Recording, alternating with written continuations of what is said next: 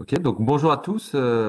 Écoutez, je suis ravi d'être présent aujourd'hui pour ce forum Avenir étudiant au format virtuel. Ça va être l'occasion pour moi de vous présenter les études d'ingénieur en essayant de vous montrer les spécificités des universités de technologie qui font partie des grandes écoles d'ingénieurs françaises.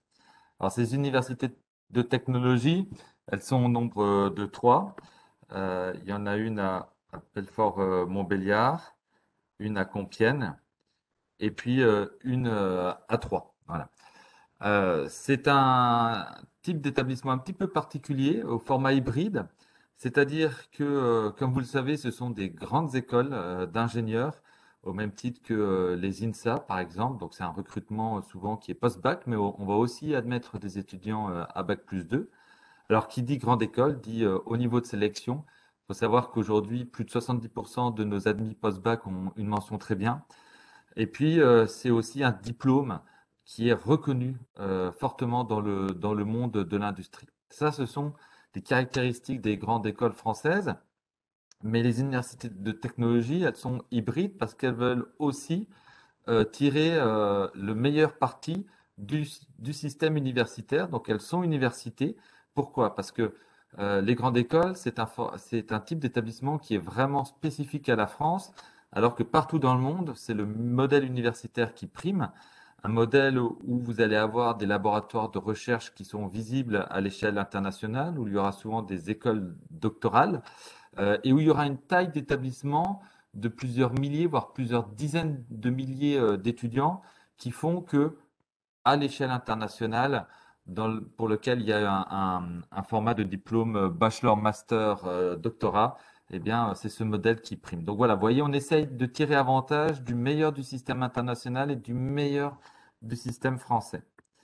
Alors, ce réseau des UT, je vous l'ai dit, on a trois villes qui hébergent une UT, Compiègne, historiquement la première, Belfort-Montbéliard et Troyes. Nous sommes des établissements publics, c'est-à-dire que les droits d'inscription, c'est les mêmes qu'à l'université. Le fonctionnement pédagogique sera identique entre les UT. Il y a la possibilité parfois de passer d'une UT à l'autre à l'issue du tronc commun, et j'y reviendrai. Puis on propose un large choix de formation. On a également en commun une antenne à Shanghai qui s'appelle l'UTSEUS, où nos étudiants peuvent passer un semestre et à contrario, nous accueillons aussi une cinquantaine d'étudiants chinois chaque année dans nos murs. Alors, comment est-ce que se positionne le diplôme d'ingénieur délivré par les universités de technologie dans le système français? Bien, on a une première voie d'admission post-bac via Parcoursup qui permet d'intégrer ce qu'on appelle le tronc commun. Alors, on a quand même quelques spécificités. Si vous êtes intéressé et que vous êtes lycéen et que vous souhaitez rejoindre les universités de technologie, vous allez sûrement vous renseigner sur d'autres types d'établissements comme les INSA, comme le réseau Polytech. Et souvent, ils vont parler de prépa intégrée. Alors nous, on évite le mot de prépa intégrée. Pourquoi? On parle beaucoup de tronc commun parce que ce tronc commun, il est commun à tous les étudiants d'une UT. Il va même avoir de fortes similitudes d'une UT à l'autre. Mais surtout, nos étudiants ne sont pas classés. Voilà, vous êtes évalué, mais vous êtes évalué par rapport à vous-même. Vous allez avoir des notes entre A et E et vous allez valider vos cours et avancer à votre rythme. Mais surtout à la fin, quand vous intégrez les UT, vous avez accès au choix de votre spécialité. C'est-à-dire que si vous voulez aller en mécanique, vous irez en mécanique. Si vous voulez aller en informatique, vous irez en informatique. Ce qui n'est pas le cas chez, les autres établissements qui présentent eux des prépas intégrés, dans lesquels les étudiants sont classés entre eux, et c'est le mieux classé qui choisit en premier sa spécialité. Puis parfois, si on n'était pas bon en physique, en mécanique, on avait des mauvaises notes, eh ben, on se retrouve dans la spécialité mécanique parce qu'il n'y avait plus de place en informatique. Donc ça, c'est vraiment, vous voyez, une spécificité, j'y reviendrai parce que de manière plus large, l'objectif des universités de technologie, c'est de permettre à l'étudiant de construire son parcours de formation. Alors, pour intégrer le tronc commun et à la rentrée de septembre avec l'admission Parcoursup, et je suis certain que vous allez faire partie des 8 000 à 10 000 étudiants qui candidatent chaque année, mais il y a aussi une possibilité de rentrer en décalé en février, hein. Parfois, si vous vous rendez compte en cours d'année que vous n'êtes pas dans l'orientation qui vous convient le mieux, bah, pensez à cette possibilité de candidater aux UT sur la rentrée de février. Le dossier en général est à rendre en novembre. Voilà. Et après, ça vous permet d'intégrer la spécialité, ce qu'on appelle une branche, chez nous, la branche d'ingénierie de votre choix, au niveau Bac+2, parce que un diplôme d'ingénieur, c'est un bloc de 3 ans qui va de Bac+2 à Bac+5. Alors, vous voyez, ça veut dire qu'à Bac+2, on a nos étudiants qui arrivent de tronc commun, mais on a aussi, pour ceux qui n'ont pas été dans le tronc commun, la possibilité de nous rejoindre. La moitié de nos étudiants arrivent à Bac+2, soit d'un établissement international, soit par exemple d'un IUT. On a souvent des passerelles entre l'IUT de Troyes. Ce matin, vous avez dû voir la présentation de David sur l'IUT de Troyes. Donc voilà, ce n'est pas parce que vous intégrez pas une université de technologie après le bac que vous ne pourrez pas l'intégrer plus tard. Voilà un petit peu ce modèle. Un diplôme d'ingénieur, c'est 3 ans de Bac+2 à Bac+5. Et il y a souvent des systèmes. Donc chez nous, un tronc commun. Dans d'autres établissements, ils vont appeler ça une prépa intégrée. Alors le schéma pédagogique, le voici. Un tronc commun en 4 semestres avec déjà une expérience de stage en entreprise, hein, le stage ouvrier. Une expérience internationale. On peut facilement aller passer le 4e semestre à l'étranger. À l'UTT, vous avez la possibilité de passer 6 mois à Shanghai, 6 mois au Québec ou 6 mois à Sofia ou à Cluj, hein. Donc, c'est plus de 70 étudiants qui partent chaque année. Puis ensuite, vous allez intégrer la branche de votre choix. Donc, il y a des branches communes aux 3 universités de technologie, notamment mécanique informatique. Et puis, il y a des branches spécifiques. À l'UTC, vous avez génie biologique, génie des procédés, génie urbain. À l'UTBM, vous allez avoir ergonomie, vous allez avoir le management des systèmes industriels ou l'énergie. Et puis à l'UTT, vous avez tout ce qui est génie industriel, automatique, informatique et industriel. Donc ça, ce sont des branches autour de l'industrie 4.0, l'industrie du futur. La branche matériaux, technologie et économie. Et puis aussi une branche par apprentissage, matériaux mécaniques. Donc, vous voyez, c'est 5e semestre, 6e semestre, c'est la 3e année dans le cursus universitaire. C'est un tronc commun de branches qui vous permet d'avoir un large socle de connaissances scientifiques. Et puis derrière, autre spécificité du modèle, 2 stages longs en entreprise. Ça, c'est ce que vous retrouvez nulle part ailleurs.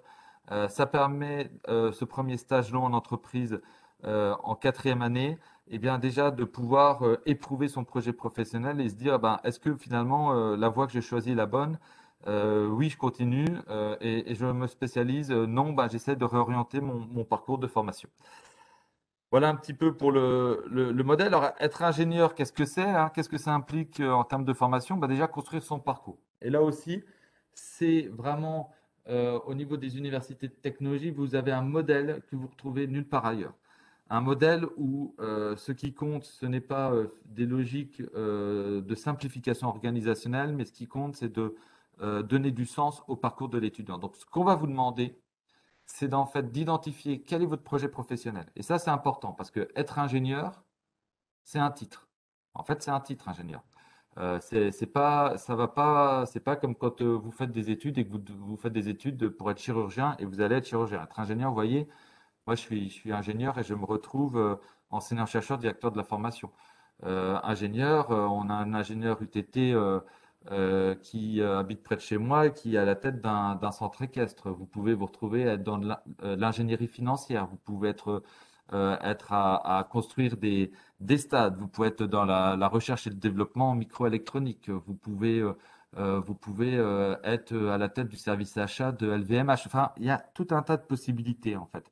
Hein, c'est-à-dire que ingénieur, c'est une formation où vous allez avoir en fait une formation très complète, un bagage scientifique solide, avec un large éventail de compétences techniques, scientifiques, la capacité de vous spécialiser s'il faut vous spécialiser, la capacité d'évoluer dans un contexte international, la capacité d'évoluer dans une entreprise. Et donc, derrière, vous avez tout un tas de possibilités. Encore faut-il la connaître, cette possibilité qui vous intéresse. Et donc, on vous demande vraiment de réfléchir, voilà, qu'est-ce que vous voulez faire dans votre vie? Qu'est-ce qui fait sens pour vous? Quels sont les domaines qui vous passionnent? Et à partir de cette réflexion, eh bien derrière, on va vous rendre acteur de votre formation. Construis ton parcours de formation. Deux spécificités. Un, chaque semestre, nos étudiants choisissent leur cours.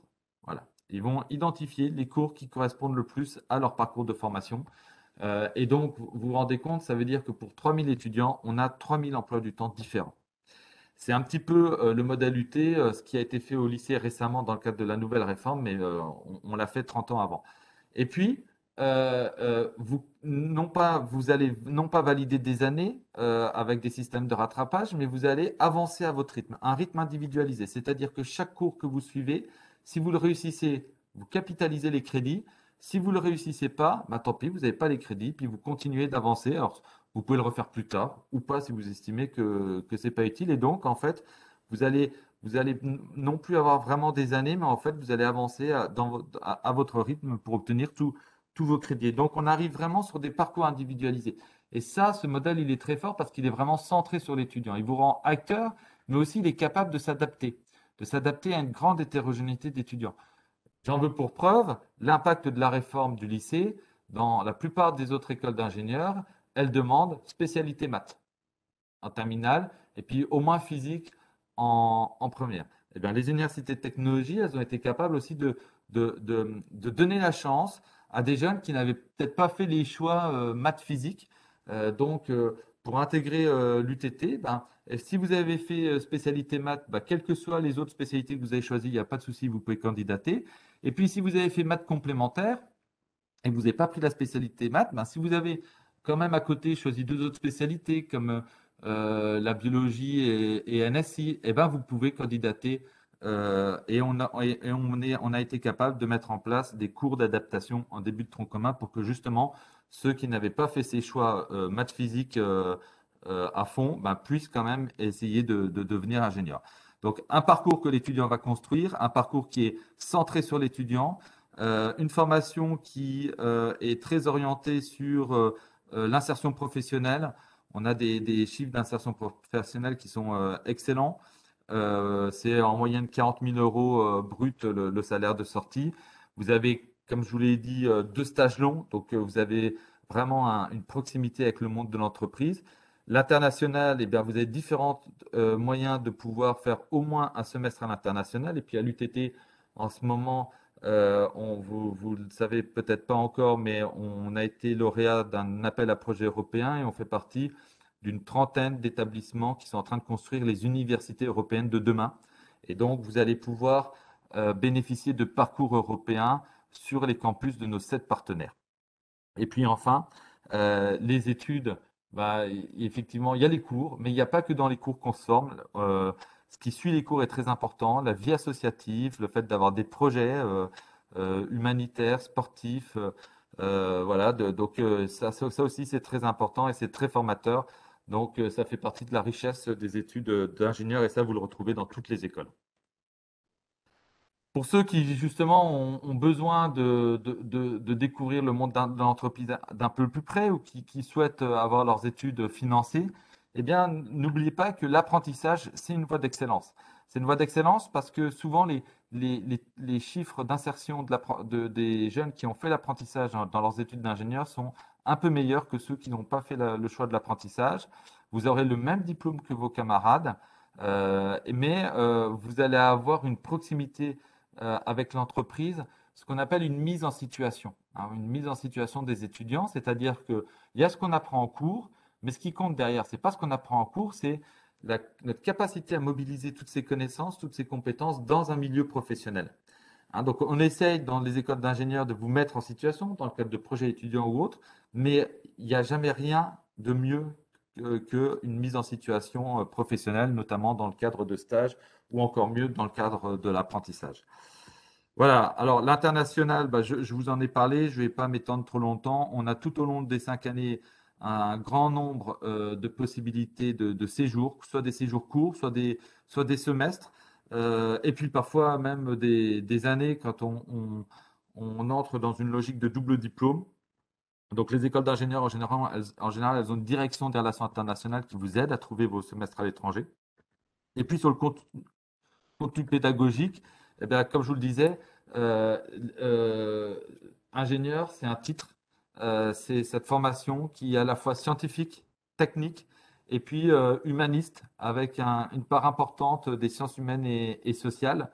À la fin, c'est une formation de niveau Bac+5, donc c'est 300 crédits. Alors, il y a en général une trentaine d'heures de cours par semaine, je dirais entre 25 et 30 heures de cours par semaine, mais le travail important, le travail personnel est tout aussi important. Il faut considérer au moins une vingtaine, voire plus de travail personnel par semaine. Voilà, sur aussi petite coup de projecteur sur le parcours UTech, Humanité et Technologie. C'est un parcours spécifique à nos collègues de Compiègne, où là, le poids des sciences humaines et sociales est encore plus important que dans le cursus classique des universités de technologie. Donc, pour ceux qui sont vraiment intéressés par les sciences humaines et sociales, mais qui souhaitent quand même être ingénieurs, bah, je vous invite à regarder un petit peu les spécificités de cette formation. Quant aux branches, bien, j'ai pu vous montrer tout à l'heure, on a des branches communes dans les trois UT, mécanique, informatique, et puis après, il y a des branches spécifiques. Hein, pour ceux qui souhaitent s'intéresser à la biologie ou à la chimie, ben, il vaut mieux aller à Compiègne.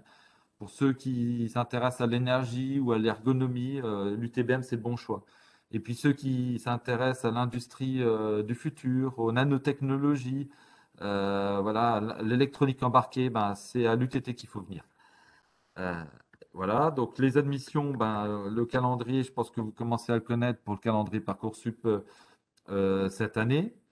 Euh, il y aura des recrutements en février, mais sur le site 3UT. Hein, donc vous pouvez aussi aller visiter notre site 3UT-admission avec un s.fr. C'est le site qui permet pour ceux qui souhaitent intégrer le tronc commun de le faire en février. Et puis pour ceux qui souhaitent intégrer les UT à Bac+2, notamment après un IUT, eh ben c'est ce site sur lequel il faut aller, que ce soit pour la rentrée de septembre ou la rentrée de février. Donc pour la rentrée de septembre, je vous invite, hein, ceux qui souhaitent intégrer les UT à Bac+2, à vous rendre sur le site, sur la période qui s'est ouverte là récemment au 20 janvier et qui se terminera au 20 avril. Voilà. Alors après les cours, ben, je vous en parlais, hein.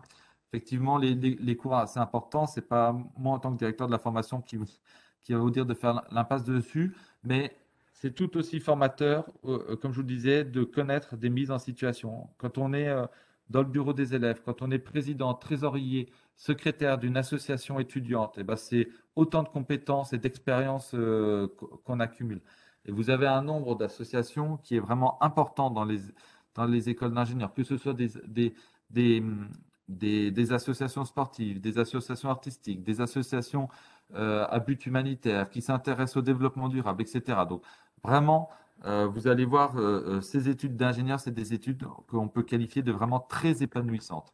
Et puis, l'avantage de Compiègne, de Troyes et de l'UTBM, c'est, vous le savez, en tout cas pour ceux qui sont troyens, c'est que le coût du logement reste accessible par rapport aux grands centres universitaires. Et ça, c'est vraiment intéressant parce que ça vous donne les moyens de garder un peu de réserve financière pour les séjours à l'étranger notamment. Voilà, en tout cas, je vous remercie. C'était vraiment un plaisir de pouvoir vous présenter les universités de technologie, vous donner un aperçu des études d'ingénieurs et bah, maintenant, place aux questions.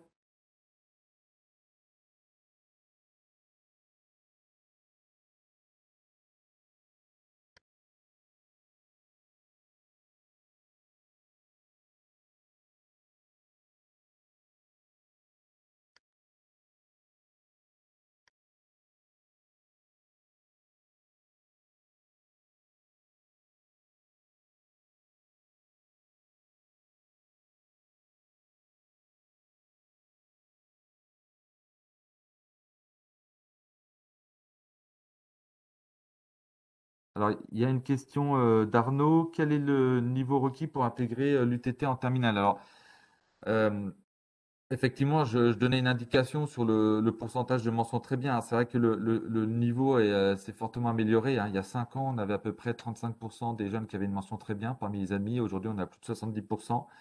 Donc, on voit, et je pense que c'est d'ailleurs de manière plus globale, hein, il y a un fort attrait des écoles d'ingénieurs post-bac pour les lycéens. Maintenant, on essaye quand même aussi, pour les jeunes issus du territoire, d'avoir une lecture qualitative du dossier, hein, et de ne pas regarder seulement les notes, de regarder l'ensemble du dossier. On a des dispositifs, notamment Programme Égalité des chances, en partenariat avec un certain nombre de lycées locaux, qui permettent d'avoir une voie d'accès privilégiée à l'UTT.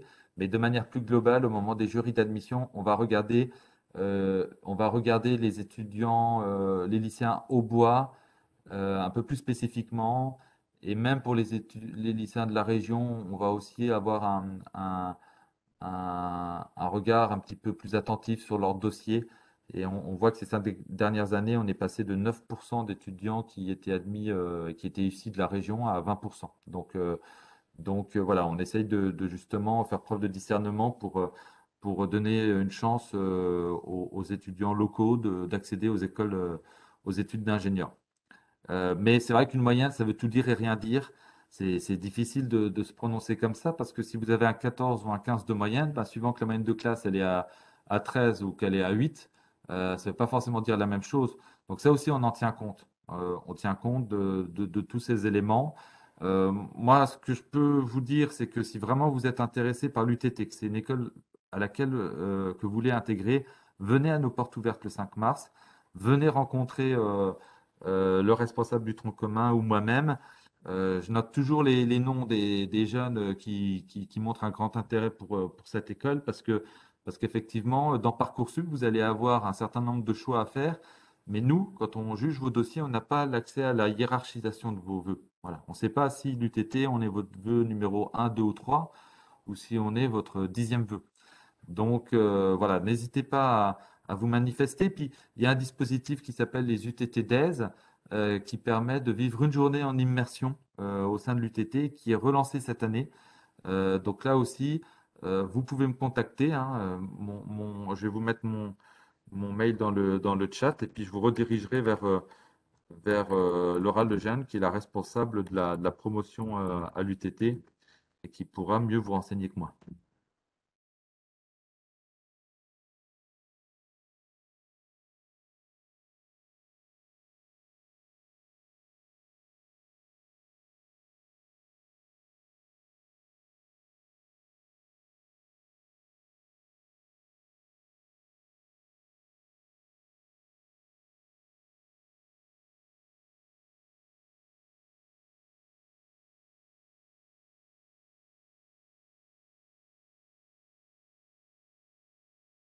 Est-ce qu'il y a une autre question? En tout cas, bon, même si sur le moment vous n'avez pas de questions, mais que vous en avez par la suite, hein, vous avez mon mail. C'est toujours un plaisir de pouvoir échanger, donc n'hésitez pas à me contacter.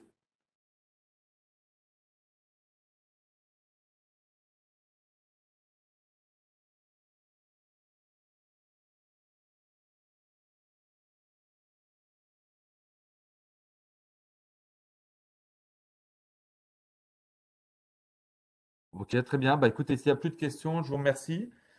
Et puis, voilà, je reste disponible après ce chat à d'autres occasions. Et rendez-vous à nos portes ouvertes le 5 mars. Au revoir.